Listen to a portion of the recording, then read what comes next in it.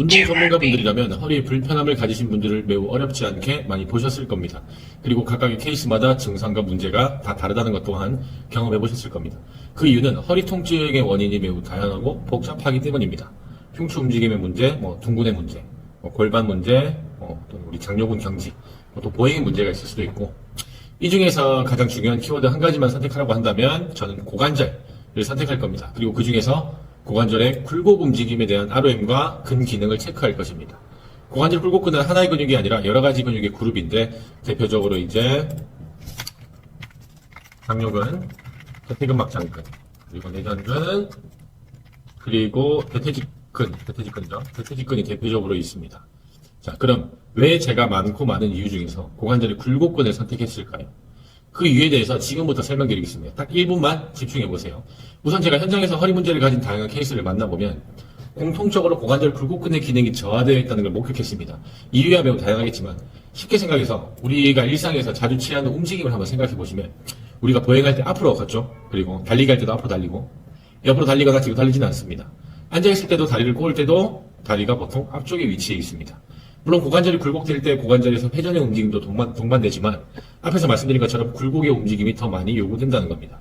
자, 그럼 우리가 일상에서 자주 사용하는데 왜 기능에 문제가 생길까요? 보통 우리가 앉아서 컴퓨터 하는 모습이 있습니다.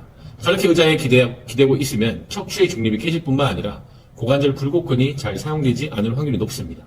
저렇게 몇 시간 동안 앉아 있는다면 사실 더 이상 설명할 필요가 없는 겁니다. 자, 그럼 고관절 굴곡근의 가동 범위 및 기능에 문제가 있을 경우에 어떠한 상황이 펼쳐질지 한번 상상해 봅시다. 아마도 매우 친숙한 동작들이 많이 나올 겁니다. 스쿼트 할 때 고관절이 말리게 된다든지, 우리 버딩크라고 하죠. 그리고 무릎이 내회전되기도 하고, 이런 식으로. 런지 할 때도 동일하게 골반이 말리게 되고, 측면으로 레터럴 틸트가 되기도 합니다. 계단으로 올 때도 런지와 동일하게 골반이 틀어지게 되고, 이런 식으로 그로 인해서 상체의 기울어짐이 발생하게 되는 거죠. 그리고 굴곡의 움직임에 제한이 있는 상태에서 고관절 굴곡의 움직임을 만들어야 하기 때문에 고관절 충돌이 일어나면서 서해부 쪽 통증이 나타날 겁니다. 그리고 데드리프트 할 때도 이런 식으로 허리가 말리게 되거나 또는 반대로 요추의 과신전이 일어납니다.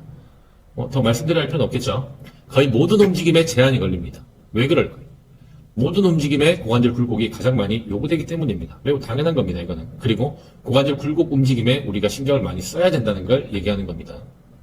자, 그럼 이런 사람들한테 어떻게 솔루션을 제공해야 될까요?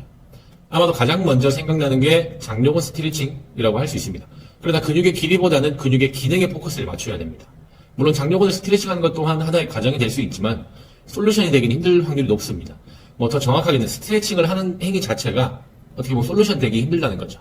그걸 쉽게 이해하기 위해서는 여러분들이 컴퓨터를 한다고 가정하고 앉아보시면, 앉은 자세에서 여러분이 여러분의 장요근을 만져보세요.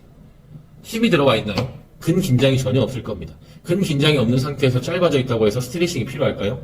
오히려 늘어난 상태로 유지되어 있는 둔부에 집중하는 게 더 효율적일 겁니다. 아마도 여러분들이 현장에서 장요근이 짧아져 있다고 예측하고 장요근 테스트하는 토마스 테스트를 했을 때 생각보다 장요근이 짧아져 있는 분들은 보기 힘들었을 겁니다. 라운드 설교도 마찬가지입니다. 수영근이 짧아져 있을 것 같지만 실제로 짧아져 있지 않는 경우가 훨씬 많을 거예요.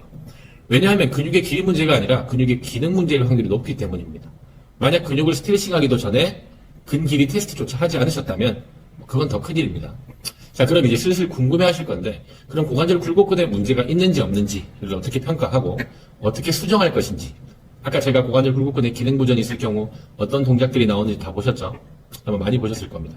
자, 거기에 대한 평가와 해결 방법은 이게 사실 정말 귀한 정보라서 모두에게 다 가르쳐 드릴 수는 없고, 인스타그램 코어바디 팔로우 후에 지금 제가 올린 게시물이 있을 겁니다. 그 게시물에 좋아요를 클릭하고 댓글에 같이 공부하고 싶은 분 한 분을 태그해 주시면 제가 DM으로 영상과 자세한 설명서를 같이 보내드리겠습니다. 그리고 저는 다음 시간에 새로운 주제로 나타나겠습니다. 감사합니다.